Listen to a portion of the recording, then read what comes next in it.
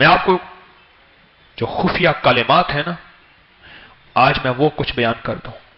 कुछ खुफिया कलिमात ऐसे होते हैं जो कुरान में मौजूद हैं, हमें उनका पता नहीं होता।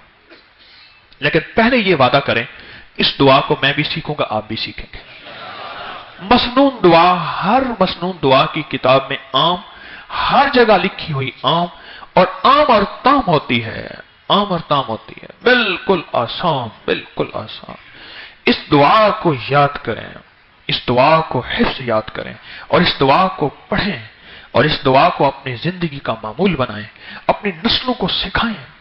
हत्ता कि यहां तक जिस खाने के बारे में शक हो इसमें जहर है, या जिस खाने के बारे में शक हो ये बीमारी बन जाएगा, तकलीफ बन जाए, और इससे मुझे बीमारी और तकलीफ होगी, या इससे अंदर कोई इसके नुकसान होगा, या इसके अंदर कोई बैक्टीरिया या वायरस, या इसके अंदर कोई इंफेक्शन, या कोई इसके जरिए से मुझे तकलीफ, उस खाने की नियत कर में यह दुआ लाजिम 3 दफा पढ़ें।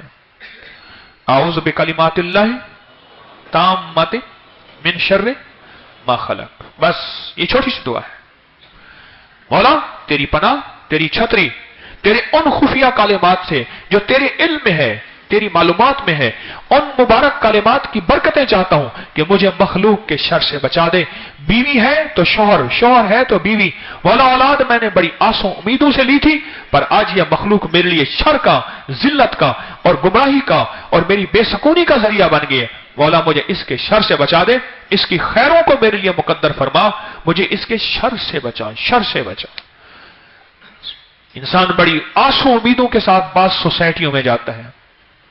कितने लोग मुझे आके कहते हैं किराएदार आए और किराएदार हमारी बेटी ले गए। कितने लोग कहते हैं किराएदार आए और हमारे बेटे को नशा लगा दिया। कितने लोग कहते हैं किराएदार आए और घर पे कब्जा कर लिया। कितने लोग कहते हैं कि किराएदार आए और मालिकों का नुकसान हुआ या किराए का नुकसान हुआ। मौला मैं तुझसे सुबह भी खैर मांगता हूं, मौला मैं तुझसे शाम को भी खैर मांगता हूं। मौला जो दिया उसमें भी खैर है, मौला जो नहीं दिया उसमें भी खैर है। मौला मेरी सारी तमन्नाओं में वो दे दे जिसमें तेरे लिए खैर हो।